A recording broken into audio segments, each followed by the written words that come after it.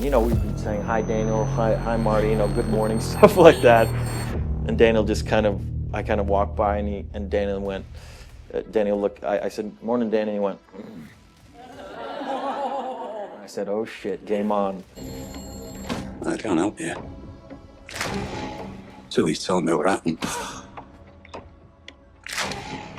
Is that a question? He retired. He changed his mind. He came back to be directed by his own son.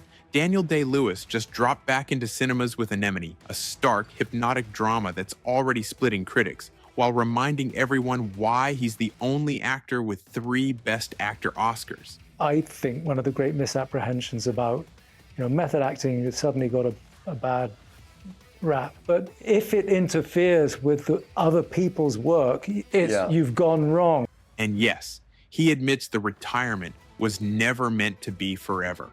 Buckle up. We're breaking it all down. What Anemone is really about, how the comeback happened, the wild reaction from critics, the rough US box office, and what this means for award season. I think the impression people might get about Daniel is that he's very serious. Yes.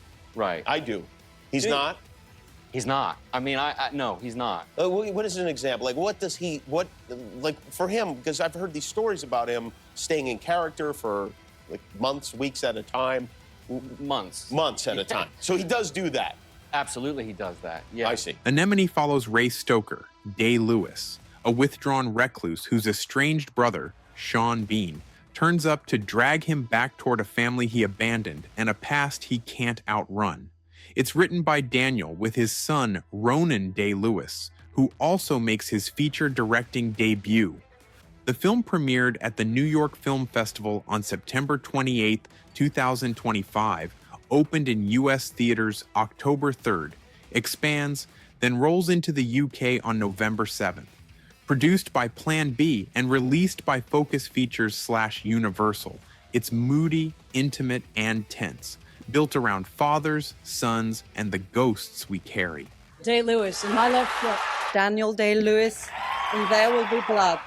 And the Oscar goes to Daniel Day-Lewis. If you missed the headlines, Day-Lewis said in new interviews he never truly intended to retire, calling his 2017 announcement grandiose and admitting the work still had a hold on him. In a candid post-screening chat, Day-Lewis admitted he made a fool of myself announcing retirement in 2017. What changed? Ronan's script and the chance to make something personal together. That father-son creative spark is all over Anemone. It's just been a pure joy, really, from beginning to end. I mean, in many ways, it was no different to all the other things that we've chosen to work on together over the years. And yet, at the same time, it was unknown territory for both of us going into this, like starting from scratch and not knowing what we'd end up with, and really not knowing if it would end up being something that could go into production. The film gives Day-Lewis a stealth entry, small gestures, a strange stillness, and then a flicker in the eyes that tells you Ray has a history. It's the kind of micro-calibrated performance critics are split on the movie about, but united on him. He's magnetic, even when the film withholds easy answers.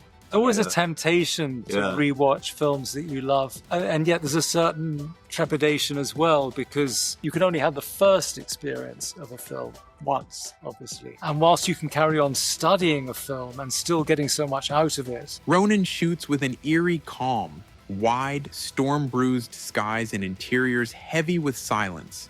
Reviews call out the haunting visual language and Bobby Kurlick's score that creeps under your skin. It's a slow burn with Ben Fordsman's cinematography doing a lot of storytelling in negative space.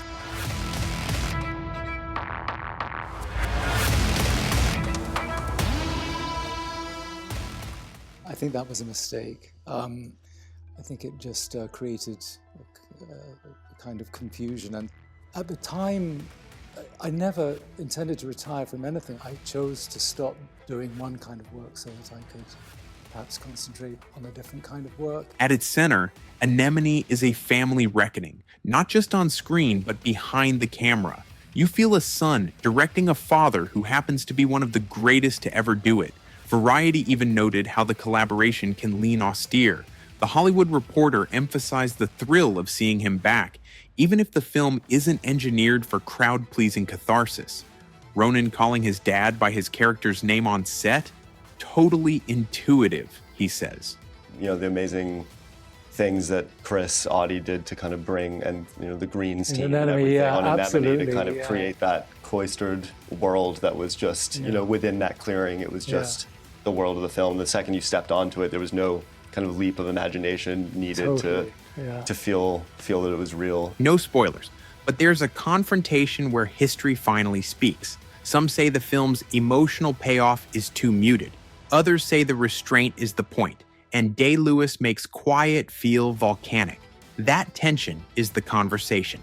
The pulse so far, mixed film/acclaimed lead. The Guardian, bleak, painfully serious misfire. THR, commanding return. Deadline, a haunting story of a man at war with his past.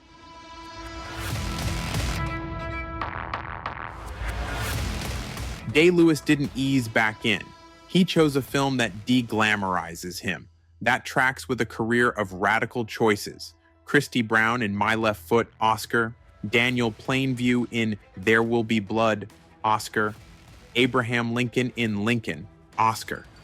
Each time he returns, he redefines what a star performance looks like. Less showy, more lived in. Could Anemone shake up the season anyway? Festivals keep spotlighting it. Camerimage even tapped it to open this year's edition. Exactly the kind of cinematography-centric platform that fuels late-season momentum. Even if the film divides, a towering lead turn can break through. Right now it's theatrical. US started October 3rd, with the UK on November 7th. Streaming? Not yet. As a focused Universal title, expect Peacock first after the run, likely followed by wider digital TV and, down the line, broader licensing. Keep an eye on your local listings and festival lineups. Stockholm has it in the Icon section mid-November. Every day for the rest of his life. Have you gone soft? That miserable bastard. Oh, he prayed, didn't he? Day-Lewis didn't ease back in. He chose a film that de-glamorizes him. That tracks with a career of radical choices. Christy Brown in My Left Foot, Oscar. Daniel Plainview in There Will Be Blood, Oscar. Abraham Lincoln in Lincoln, Oscar. Each time he returns, he redefines what a star performance looks like. Less showy, more lived in.